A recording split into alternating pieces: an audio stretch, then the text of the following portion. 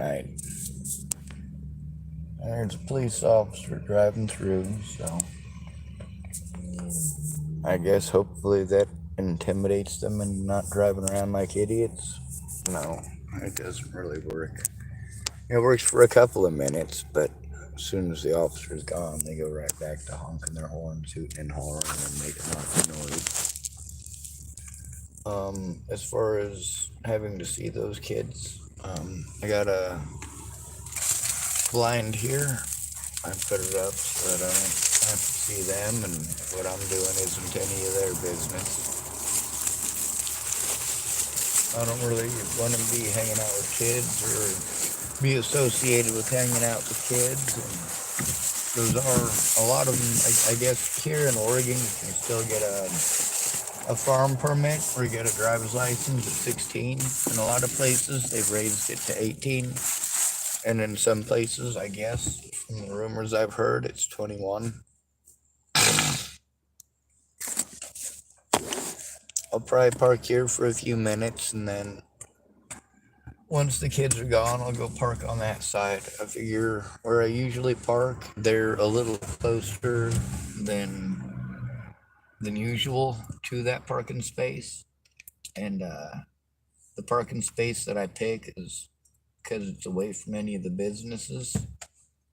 So all of the cameras and everything like that, they see me loud and proud and loud and clear everywhere I go and everything I do.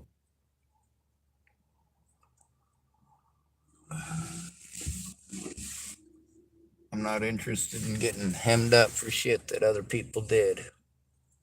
I'm not interested in getting locked up for child abuse when Ted Bollinger's the child abuser. I'm not interested in getting hemmed up for murder when Joseph Lopez is the guy that shot Natalie in the brain.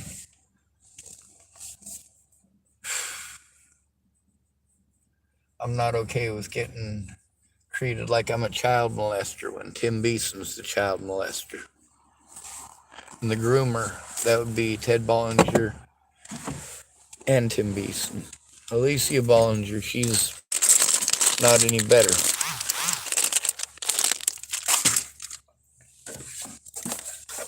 See, what'd she get out of all this? Still strung out, still a junkie. Her sister was better than she'll ever be, a better person than she'll ever be. She just made stupid choices in dating. But she never dated me. Now, there's a lot of people involved in this situation, like Shannon Alvarado, who never tried to come forward.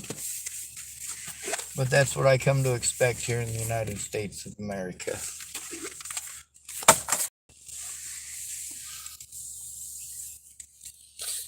The picture on the front of here is just me taking a picture of how many vehicles were over there.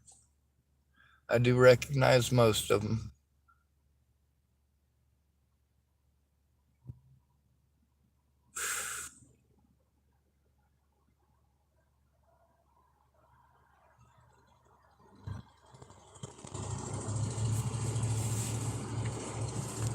I don't know who drives most of them. I just know it's the same group of kids usually every weekend and every night during the summer.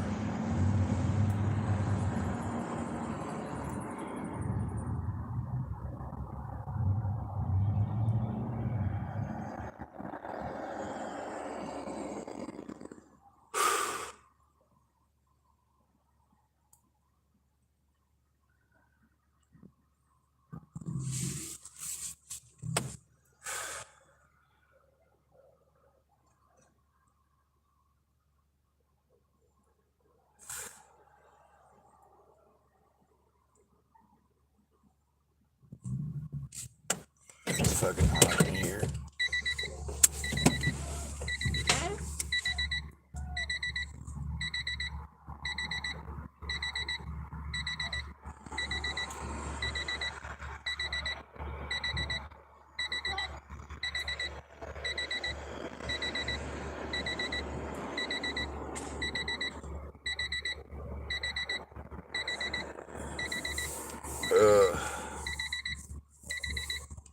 God, this is about like watching National Geographic.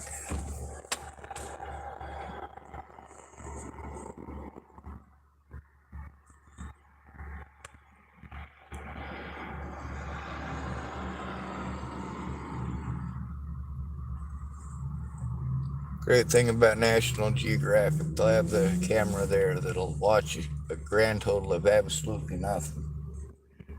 But there's the suspense of the sound in the background. You can hear the vehicles driving by. You can hear some of the youngins hooting and hollering and a piece of plastic scraping across the ground. And you wonder what the hell's going on.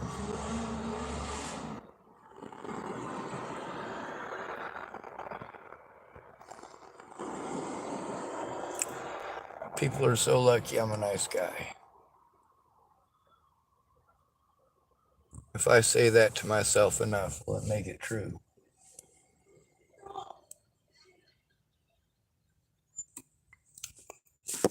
Alright, I'm gonna get out and go for a walk. I'm gonna hurt the fucking unit. If I don't walk, I'm gonna hurt. If I do walk, I'm gonna hurt. What percentage battery do I got?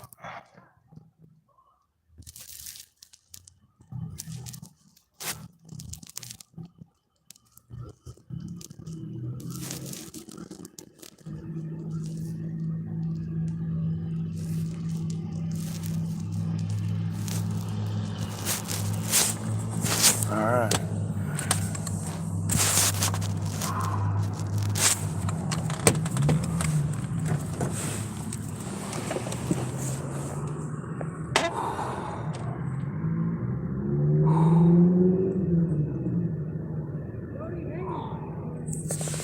Oh, there's Chris leaving.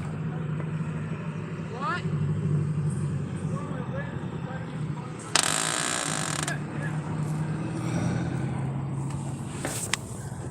Wish me luck getting the hell out of my vehicle. I'm gonna walk around and see if I can find some tobacco. Maybe some cigarettes to mix with or half cigarettes I could mix with the tobacco that you get from a pouch. It always tastes real nasty.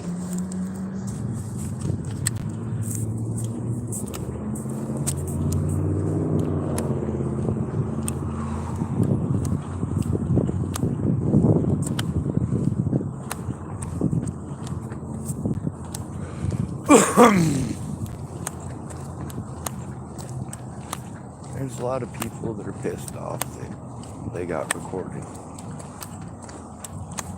But they got recorded because, well, they were dishonest, dishonorable, and for certainly not loyal to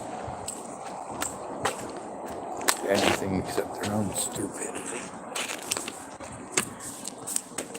How fucked up a person do you have to be to pretend to a disabled and at-risk adult that you're going to help them? And then after they spend all of their money and all their time and resources running around doing all the things that you told them they have to do in order to get your promises, and then you don't even keep your promises. Rough life, ain't it? Lots of people tell me, oh, life isn't fair. Life isn't fair. Oh, I know. I know it ain't. When I gave Sheriff Scott Costa the same treatment I get for a few seconds, told him it was his fault that Natalie was killed. Oh, he didn't like that. Oh, that's not fair. What's the proper reply to that? Life isn't fair. You don't like hearing that back, do you? That is like the worst possible offense anybody could ever make. Throw your words right back in your face.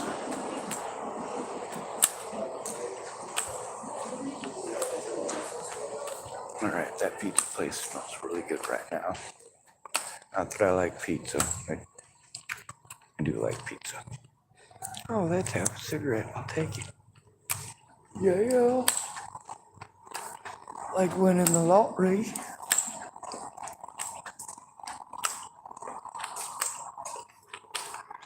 Alright, so this store here, the people who work here are pretty nice. They're closed right now, which is sad, but I'm sure they'll open eventually.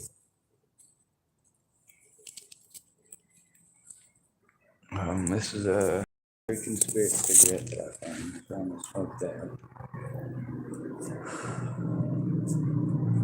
Obviously, I'm not out and about hurting people. I'm not killing people or threatening to kill people. I'm not chopping anybody in little pieces or anything like that.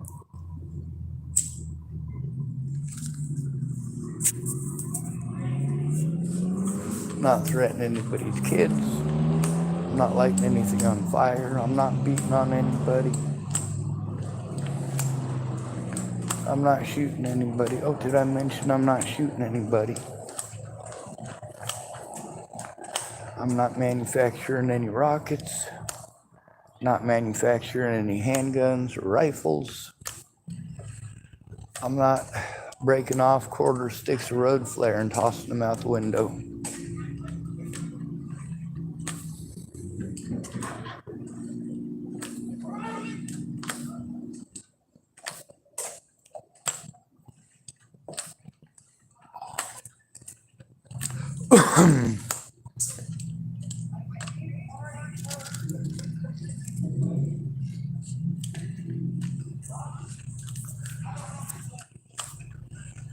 No matter where I go, I do have to worry about people's opinions.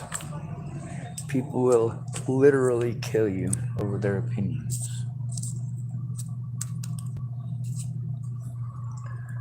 People spend an awful lot of time trying to convince you to have their opinion. Oh, the machine is still sold out. The whole machine.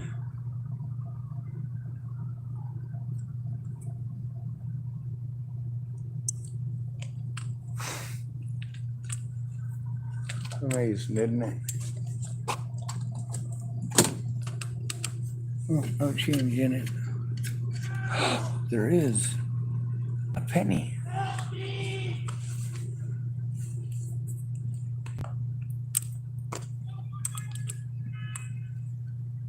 Alright, that's kids fucking around.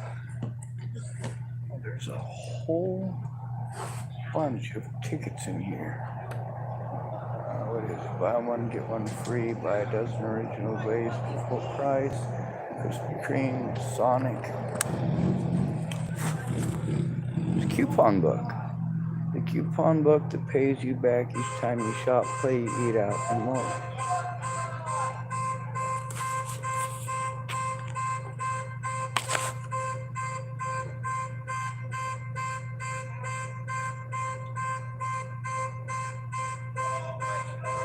Well, that's cool. It's not every day someone throws something like that away.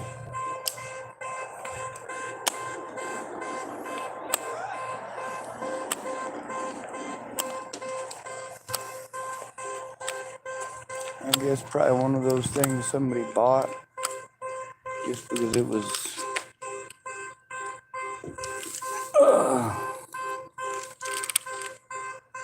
somebody who seemed nice wanted to sell it, or fundraiser or something like that.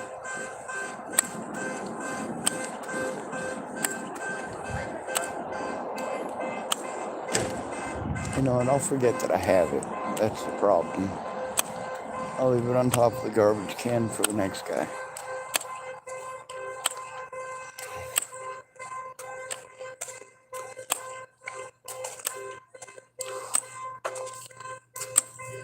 That's them youngins over there fucking around.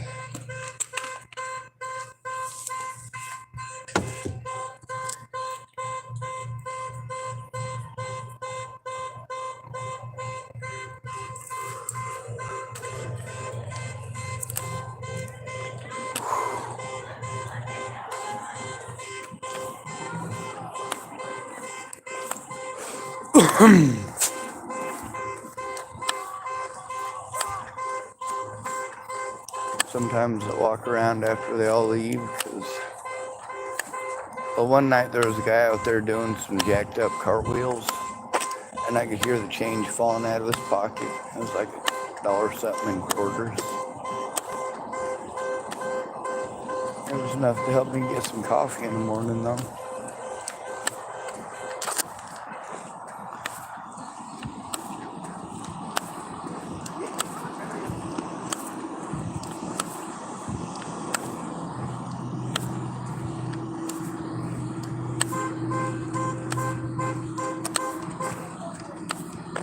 I see no change.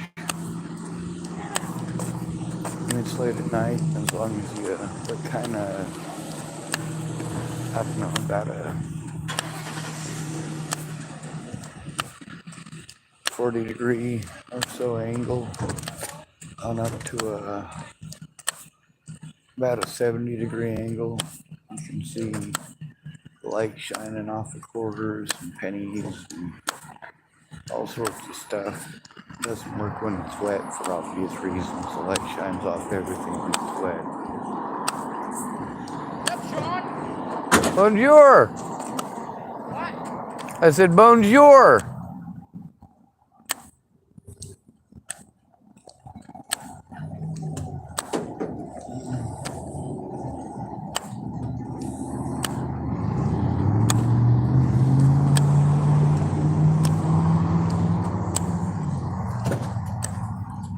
There's a whole wall of vehicles. I'm just gonna go a short way around. Holy shit, them some tires.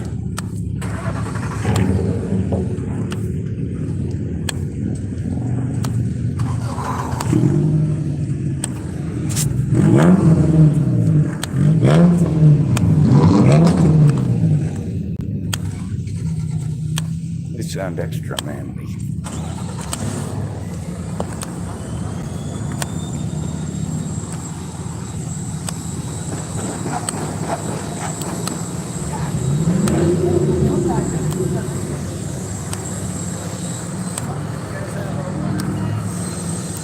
Oh, found a dime.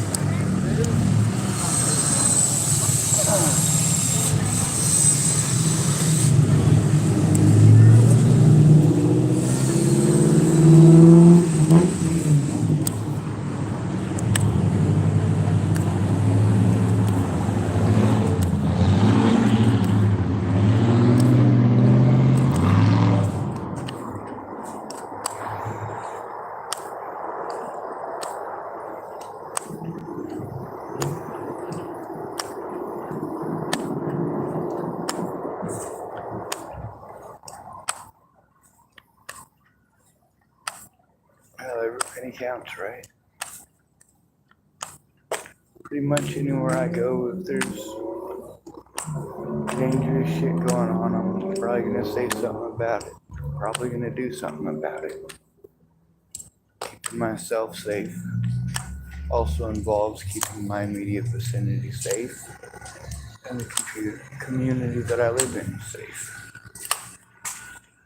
It also means speaking up about the issues. I'm tired of this harm. Y'all talk about harm reduction, and all it is the way that you guys are playing it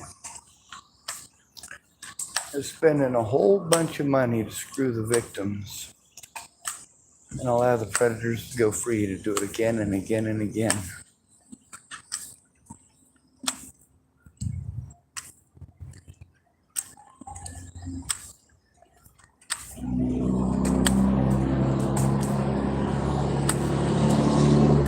A lot of predatory women jumped on this whole Me Too movement crap. We've made it so an accusation is good enough to destroy a man's life. But a man's not even allowed to show evidence. Meanwhile, as an at-risk adult, an accusation of abuse against me is enough to start an investigation. But who wants to do their job for an at-risk and disabled adult? Nah, it's easier just to call them mentally ill and pass them on to somebody else who's gonna pass them on to somebody else in each one of these places and make a profit off of it.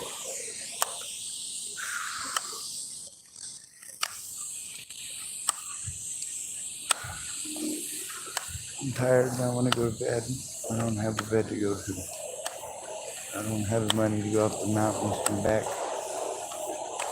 Tomorrow I gotta go in and pay that bill, but I gotta dig through my car and try to figure out where the hell all the paperwork is from all that shit. That's the thing about living in a fucking car is that no, I don't have the ability to do all this from a fucking car, and they know it, and so do you.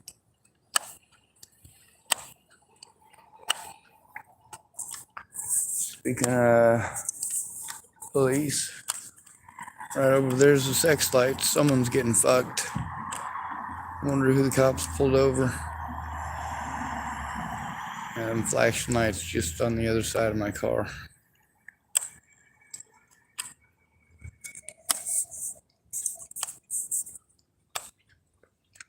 Maybe it's one of them youngins driving like a dumbass. Maybe it's an alcoholic driving home from the bar. Maybe it's the officer's wife. As long as we don't hear gunshots, it should be okay.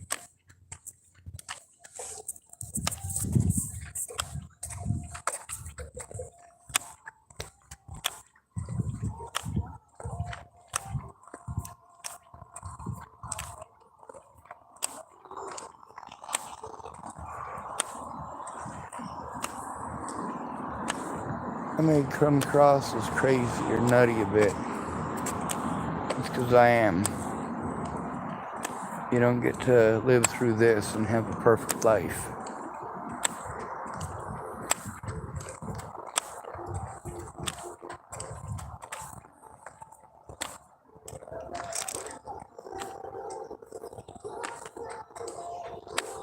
Alright.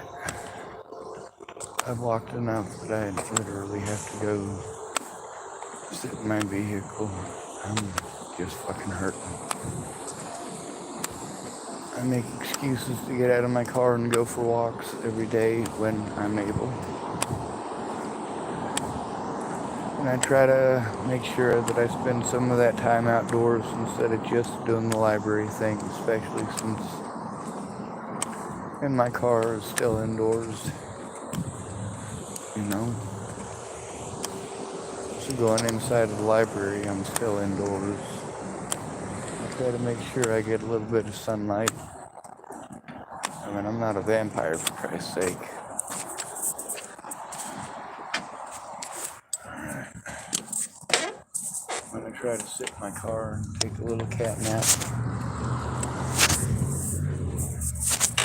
Obviously, a lot of the youngins know me.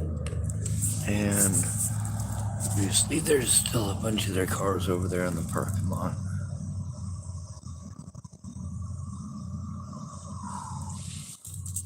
Oh, I wonder what this is.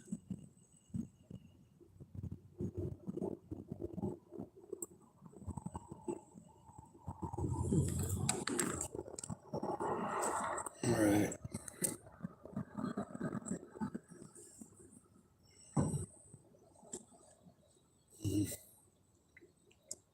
I hate being broke. I hate not being able to work. I hate not being able to see my friends and family. I just straight up hate my life. I hate that everything that I was ever told about America growing up turned out to be complete and total bullshit. About how wonderful and great a nation we are all turned out to be bullshit. How free we are and how we have equality. It all turned out to be bullshit.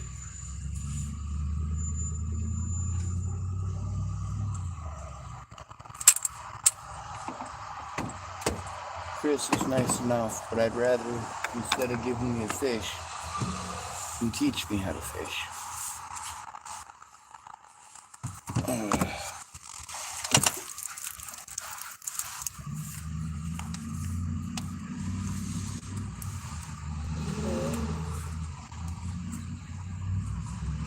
Cops pulling someone else over already.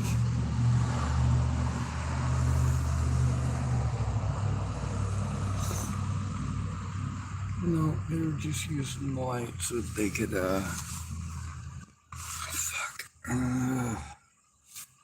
get the light to change a little faster, it looks like, because he only turned it on for a half a second, then turned it off.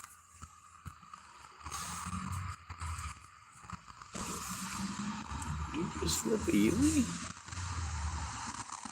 Or is that another police officer? They got 3 different ones out tonight. Both of the undercover vehicles, or both of the undercover SUV type vehicles are on tonight. One of them's black and one of them's gray. They got a white one too. They got a few undercover vehicles. It's real easy to tell the undercover vehicles here, because first of all, they look like police vehicles without the markings. A lot of them still have a little light on the side, and they at least have a big ass antenna. Oh yeah, and the dude sitting in the driver's seat with a fucking badge on his shoulder. That right there is a definite giveaway.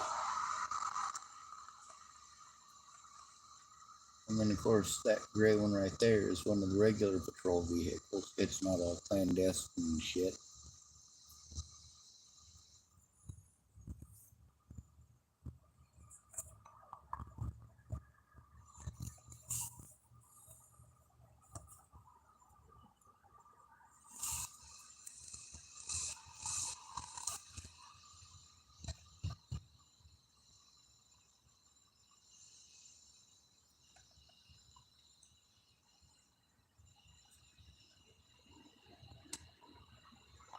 My foot is getting me.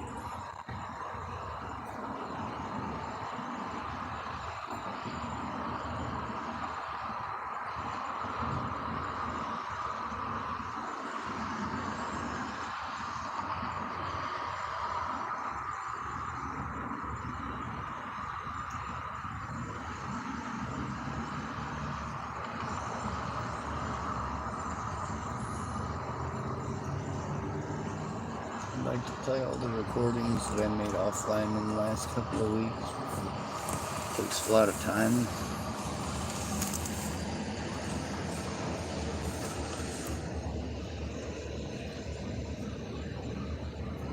It takes a lot of electricity, and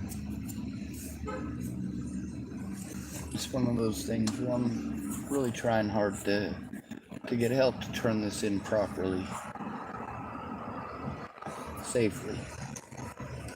If you make me go in alone, there's just too many tricks with cops, and anybody else I go to turn it into can pull it because they don't want to do their jobs, because they don't think they're getting paid enough.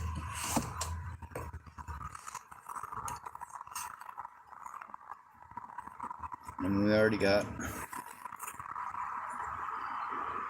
public pretenders all over the United States just completely unwilling to even go to work now, refusing to be public defenders. Most of these areas here, 10 years ago, you would expect to have 1 to 2 dozen people vying for a public defender's position. But nowadays, it's basically just getting railroaded along with your client in their mind. In their mind, it's them getting railroaded because they're not getting any winning cases. They're getting hobos, and they're not doing shit to help those hobos. And a lot of these public defenders' offices and public pretenders, you know, they're bitching because these poor people aren't getting justice. There's no way for them to get justice. There's also the sheer quantity of money that the prosecution has at their disposal, and the number of people that help the prosecution. In many of these cases, the prosecution is helping criminal police officers.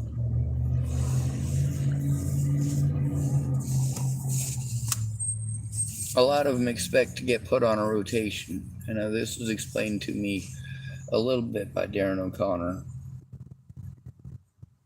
but a lot more so by a couple other attorneys who I just wish I could remember the name of right now. Basically, if you become a public defender, that allows you to get some experience in the courtroom And if you are seeking a political position, you're going to want to have experience in both the public defender's office as well as the prosecutor's office. So some people work for the public defender's office, and if they get a good record, then they go off on their own. Well, when you're getting stuck with a bunch of junkies and a bunch of hobos nobody gives a shit about, it's not even worth it for you to take it to a jury trial, even if you know the guy's the victim and you know the guy's in the right, because it's just time consuming and you've got other patients. And I have to say patients, because really, the public defender's office tries to treat every homeless person like they're a mental patient who just needs to be treated. They try to tell you and convince you that if you plead guilty to these crimes, that they're not going to do anything about anyway.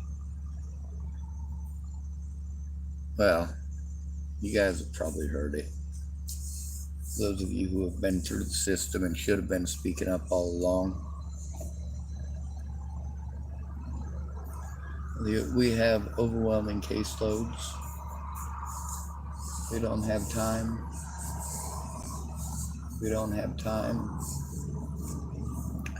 They want to tell you to do all of the investigative work from inside of the jail while you can't contact anybody because you have no money on the books.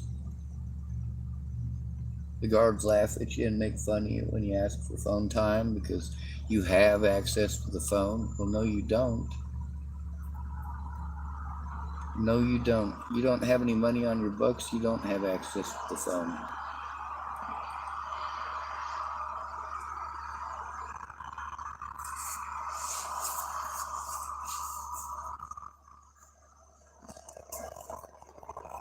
Thing is plain and simple. I don't want to be here anymore. I don't want to be around any of you.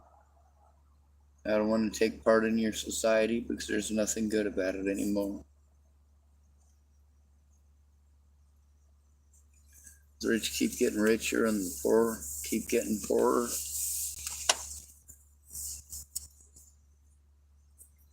And the people who are actually building the infrastructure, building the houses, are getting the least amount of credit, treated like they do nothing. I remember when I was younger, I used to ride to work with Gary Jepson, different job sites all over town, and as we're going through town, he'd point them out to me. It's a family business, He'd point out, yeah, I did the sprinklers on that house. I put the roof on that house. I did this on that house. I did that on this house as we go down the street. Sometimes I'd ride with the son Rory, and as we're going down the street, Chapel, Nebraska, he was pointing out, I've worked at that house. We've done the sprinklers at that house. We worked on some of the cement in there. That was a hard job.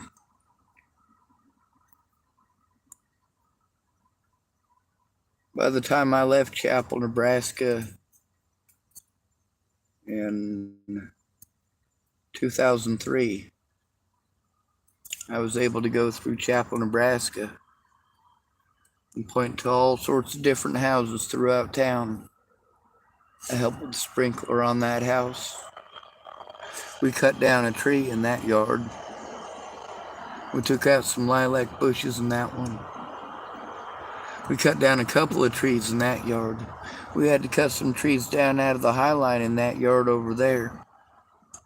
I got to be a lumper on that job. A lot of guys, they do take pride in their work, and they also get to see every day the repercussions of their actions. When they see a job well done, when they see that some family that may not have had the money to pay for it all at once, that they haven't had a leak on their roof in 7 years, when they thought everything in their house was going to be ruined, or of course when you have a new family that moves into town and they want a little bit of a remodel done down in the basement, and you get there and you can tell them about the time that you had to replace the sewer main down there with the Jefferson family. Or you're there with the Jefferson family and they get to tell the story. They get to tell you about the people who lived there since 1968 and about what they used to do for a living. You don't just get the house, you get a little bit of history of the house and who lived in it and what they did.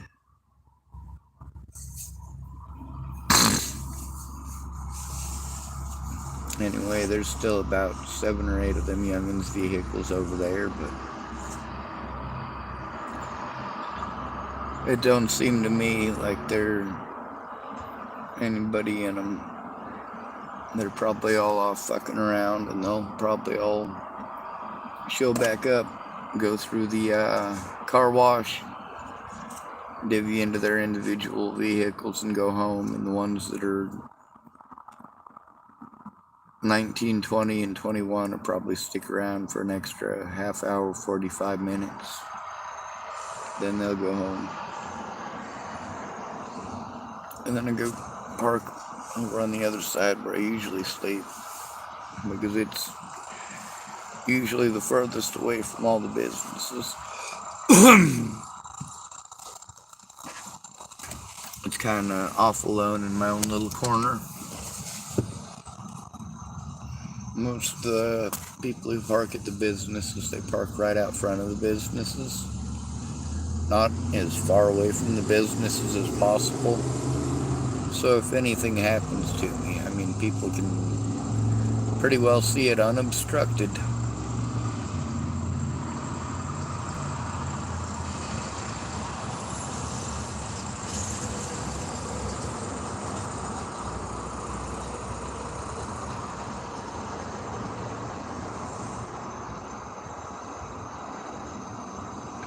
Also, I suppose I should bring up Mr. Farnsworth. Oh, come on, stretch.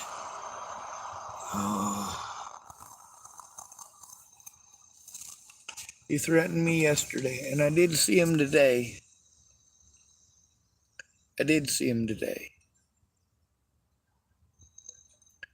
I was making a video that was going to be about, well, the first time he threatened to assault me was actually at the First Christian Church there. And Eileen was there and a lot of other people for several of the situations with Robert Farnsworth. Also, the preacher there said Mr. Farnsworth wasn't going to be allowed back there anymore because of the violence. He said he had been looking for a reason to get rid of Mr. Farnsworth. So, yeah, I didn't like that either, because I understand Mr. Farnsworth does have mental problems. And you would hope that a preacher, among all people, would be forgiving about that and try to come up with an actual usable solution. Small towns, right?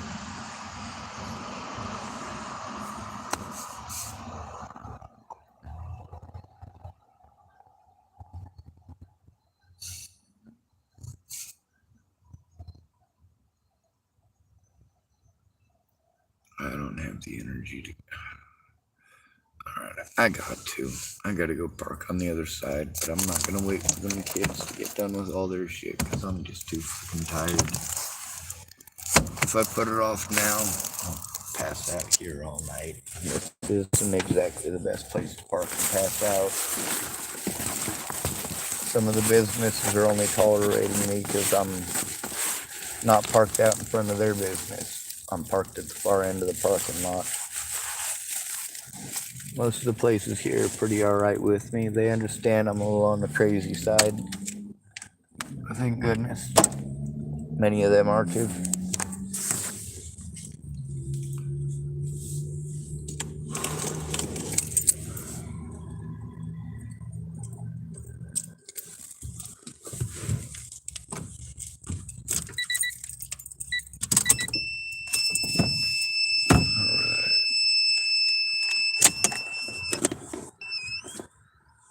There we go. Where the hell did I put that screwdriver? Not there. I guess I'll use my scissors. Oh, there's my screwdriver.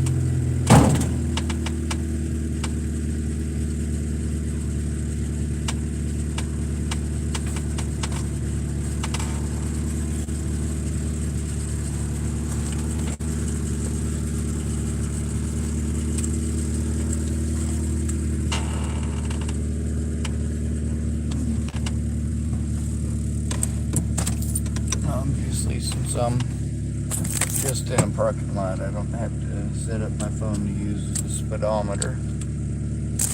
And, yeah, get my happy ass over the other end. My windshield is foggy. Oh, come on. You can do it. There it goes. So I gotta wipe it off a little bit.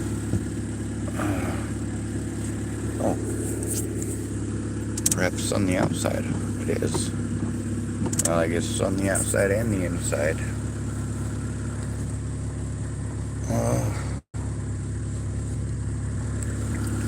I can't see out that for shit, can you?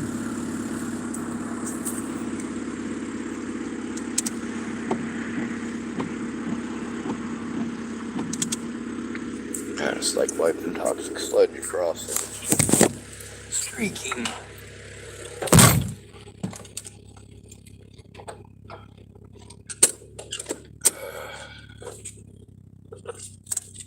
Them youngins probably shouldn't give me too much issue tonight. I mean, they like to over rev and all that when they leave here, but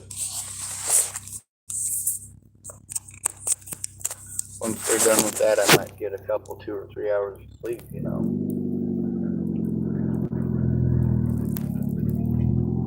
And I know that don't seem like a lot, but it's definitely better than nothing. When you're out here having to sleep with one eye open, so to speak. Please don't be anything out there. See out in front of me.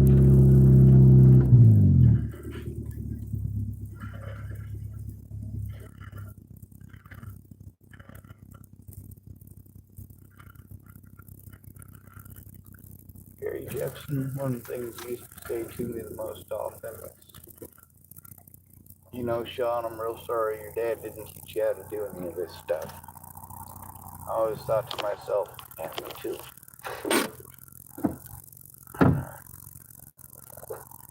Anyway, good to be with you. Thanks for coming to visit. Stay out of trouble or don't get caught.